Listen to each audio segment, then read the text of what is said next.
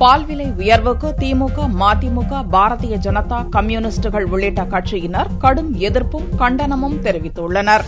பால் விலை உயர்வுக்கு திமுக தலைவர் கருணாநிதி கடும் கண்டனம் தெரிவித்துள்ளார். தனது அறிக்கையில் வரலாறு காணாத விலை உயர்வு என்று கண்டனம் தெரிவித்துள்ள கருணாநிதி, கொள்முதல் விலையை 5 ரூபாய் உயர்த்திவிட்டு விற்பனை விலையை 10 ரூபாயாக உயர்த்துவதா என்று எதிர்ப்பு தெரிவித்துள்ளார். சமீபத்தில் நடந்த ஆவின் பால் நிறுவன முறைகேட்டை மறைத்துவிட்டு அதனால் ஏற்பட்ட நஷ்டத்தை ஈடுகட்ட விற்பனை விலை உயர்த்தப்பட்டுள்ளதாகவும், இதை கண்டிப்பதோடு விலை உயர்வை திரும்பப் பெற வேண்டும் என்று கருணாநிதி வலியுறுத்தியுள்ளார்.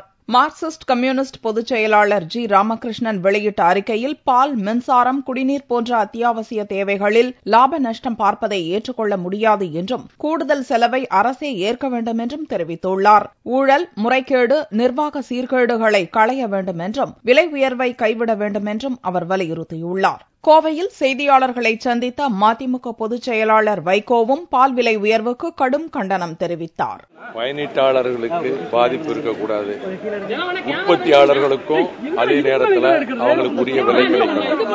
ஆகவே உற்பத்தியாளர்களுக்கு அதிக விலை கொடுத்தா அது அரசு அதை ஏற்றுக்கொண்டு அதுக்கு ஒரு மானியம் மாதிரி பண்ணிட்டு பயனீட்டாளர்கள் கன்சியூமர்களுக்கு பாதிப்பு இல்லாத மாதிரி செய்யணும். திருச்சியில் செய்தியாளர்களை சந்தித்த பாரதிய ஜனதா தேசிய செயலாளர் இல கணேசன், பால் விலை உயர்வு அநியாயமானது என்று கூறினார்.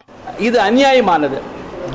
அத்தியாவசியமான பொருட்களை எல்லாம் எவ்வளவு குறைந்த விலைக்கு மக்களுக்கு தர வேண்டும் என்று முயற்சிப்பதற்காகத்தான் அரசாங்கம் இருக்கிறது. அரசாங்கம் என்பது வியாபார நிறுவனம் அல்ல.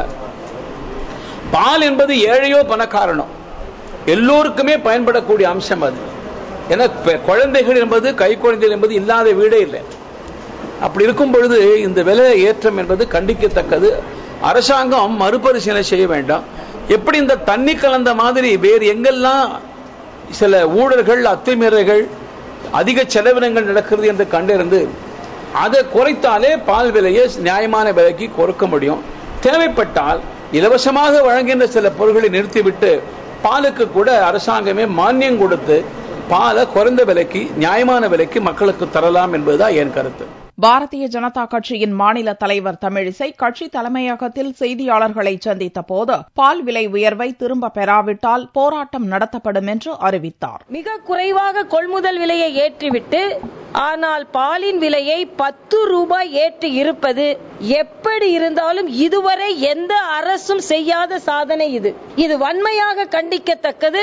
இந்த விலைவாசி உயர்வு திரும்ப பெறவில்லை என்றால், திரும்ப பெறப்படவில்லை என்றால் பாரதிய ஜனதா கட்சி மிகப்பெரிய போராட்டம் நடத்தி விலையை குறைப்பதற்கான கோரிக்கை நாங்கள் விடுப்போம். அரசியல் கட்சி தலைவர்கள் மட்டுமின்றி பொதுமக்கள் தரப்பிலும் பால் விலை உயர்வுக்கு எதிர்ப்பு எழுந்துள்ளது. சமீபத்தில் ஆவின் பால் டேங்கர் லாரிகளில் பல லட்சம் லிட்டர் தண்ணீர் கலந்து முறைகேடுகளில் ஈடுபட்டதாக பால் டேங்கர் லாரி ஒப்பந்ததாரரான அதிமுக பிரமுகர் வைத்தியநாதன் உட்பட 8க்கும் மேற்பட்டோர் கைது செய்யப்பட்டனர். ஊழலில் அதிகாரிகளுக்கும் பங்கிருப்பதாகவும் புகார் எழுந்துள்ளது. பல கோடி ரூபாய் முறைகேடு அம்பலமான அதிர்ச்சி மற்றும் எடுக்கப்பட்ட பாலின் அடர்த்திக்காக பல்வேறு ரசாயனங்கள் கலக்கப்பட்டதாகவும் பீதி எழுந்த நிலையில், அடுத்த அதிர்ச்சியாக பால் விலை உயர்வு அறிவிக்கப்பட்டுள்ளதாக ஆவின் பால் நுகர்வோரிடையே அதிருப்தி எழுந்துள்ளது.